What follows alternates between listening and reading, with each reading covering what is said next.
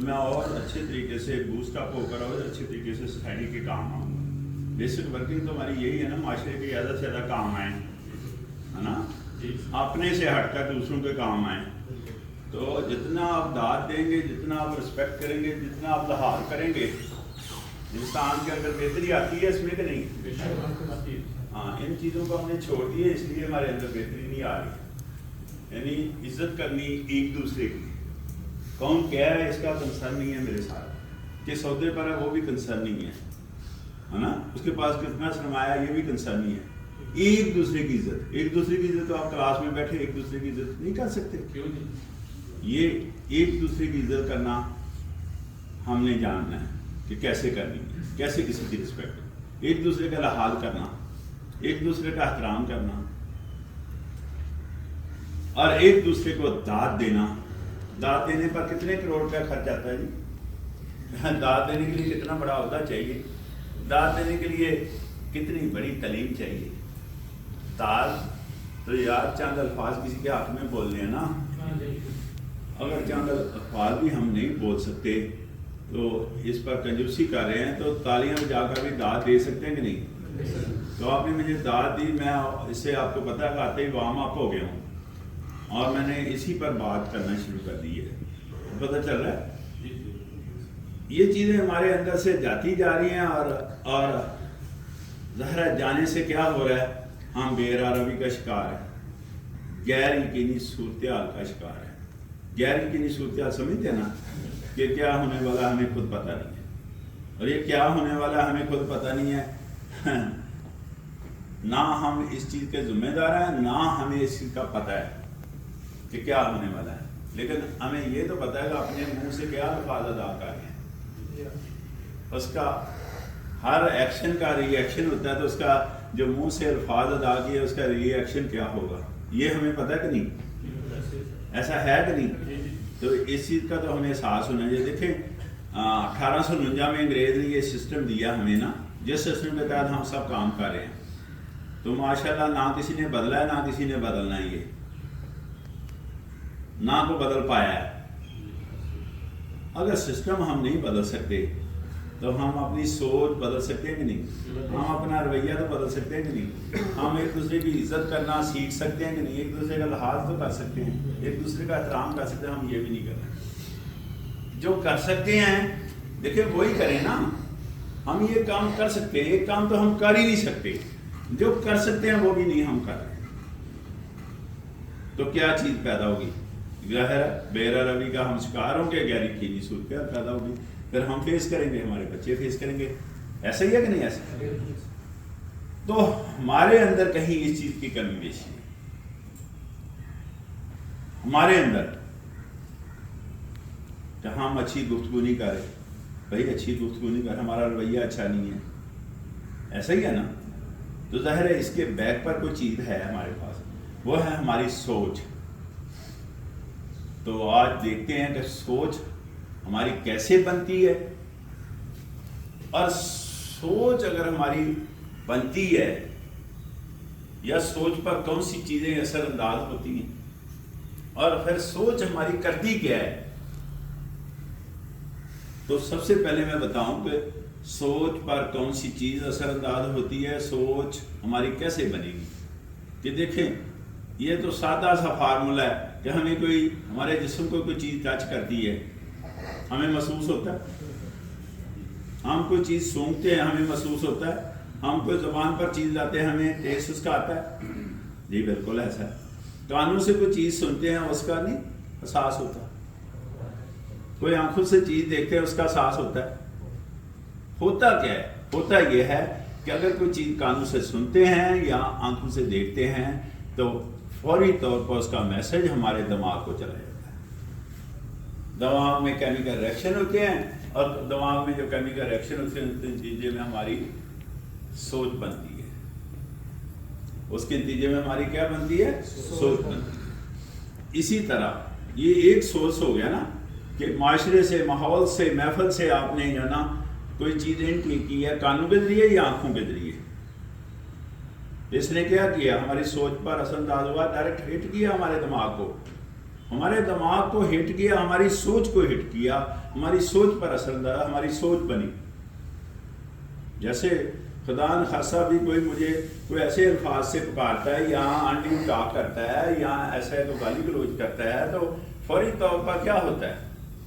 ہم ریئیکشنری نہیں ہو جاتے، ہمیں غصہ نہیں آتا.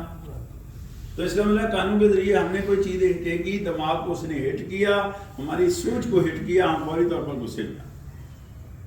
اسی طرح کوئی اچھی بات سنیں گے معاشرے سے، بھائی اچھی چیز دیکھیں گے تو ظاہر ہے وہ بھی چیز ہمارے دماغ کو ہٹ کرے گی، کیمیکل ریئیکشن ہوں گے اور اس کے نتیجے میں فلم بنے گی، اس کے نتیجے ہماری سوچ بنے گی، ہماری سوچ مثبت ہو جائے گی. ایسا ہوگا کہ نہیں ہوگا؟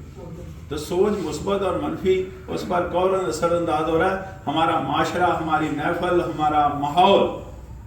تو ماحول کا ڈائریکٹ اثر جو ہے نا ہمارے دماغ کو ہٹ ہو رہا ہے، ہماری سوچ کو ہٹ ہو رہا ہے. دوسرا ایک بڑا سورس ہے وہ ہے دل. دل تو دل آپ کے سامنے آپ کو پتا ہے کہ جتنے اولیاء کرام ہیں، جتنے اللہ پاک کے ولی ہیں، ان سب نے دل کی بات کی، دل پر بات کی، دل سے بات کی. یعنی کہنا میں چاہ رہا ہوں دل پر زور دیا. نبی پاک صلی اللہ علیہ وسلم نے دل پر بہت زور دیا. قرآن پاک میں دل پر اتنا زور دیا گیا ہے قرآن پاک میں کہ کہا گیا ہے کہ آپ کے جسم کے اندر، یعنی ہمارے جسم کے اندر خون کا ایسا لوتھڑا، گوشت کا ایسا ٹکڑا ہے، اس میں اگر خرابی آتی ہے پورے جسم میں خرابی آتی ہے، اور اس میں اگر بہتری آتی ہے پورے جسم میں بہتری آتی ہے. وہ دل کی بات کریں گے.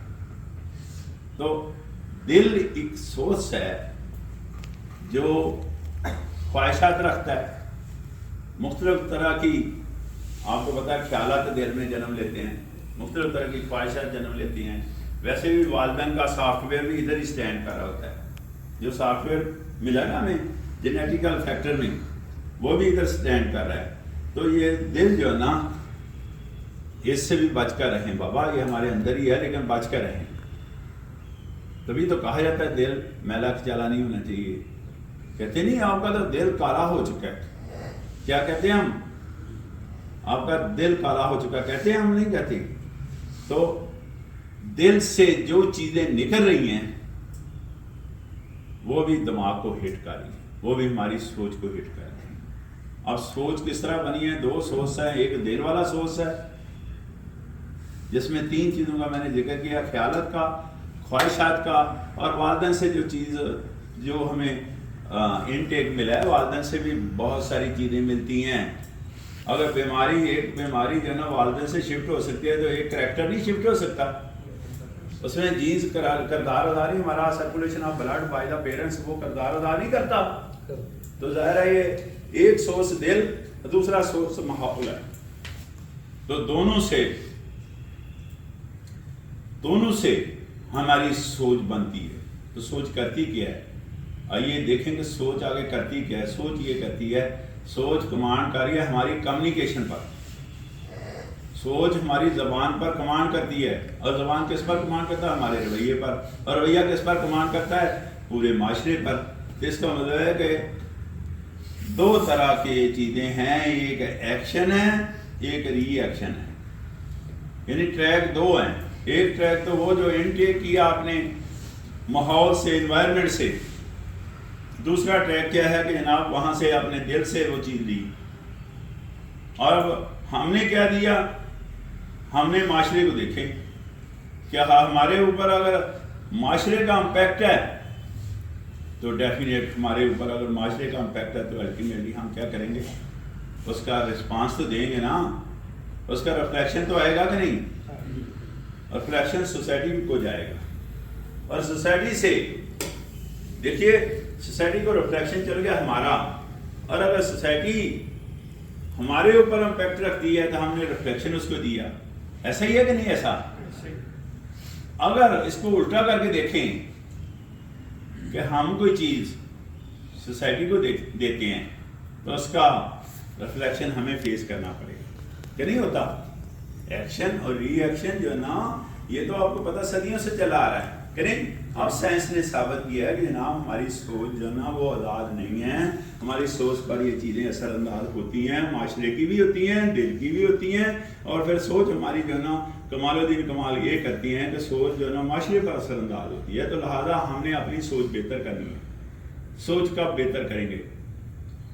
کب ہماری سوچ بہتر ہوگی؟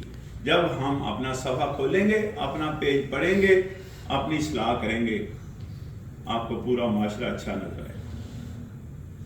تو معاشرے میں بہتری لانے کے لیے ہم نے اپنی سوچ بہتر کرنی ہے. ہم نے الفاظ کی ادائیگی مناسب کرنی ہے, اور ہم نے اپنا رویہ درست کرنا ہے. اور ہم نے یہ جب بھی گفتگو کرنا پڑے, جب بھی کوئی ایکشن کرنا پڑے, ہم نے یہ سوچ سمجھ کر کام کرنا ہے کہ جناب کہیں ہمارے والدین کو لوگ گالیاں تو نہیں دے رہے. تو ایسا فعل کریں جس سے والدین کو دعائیں ملے.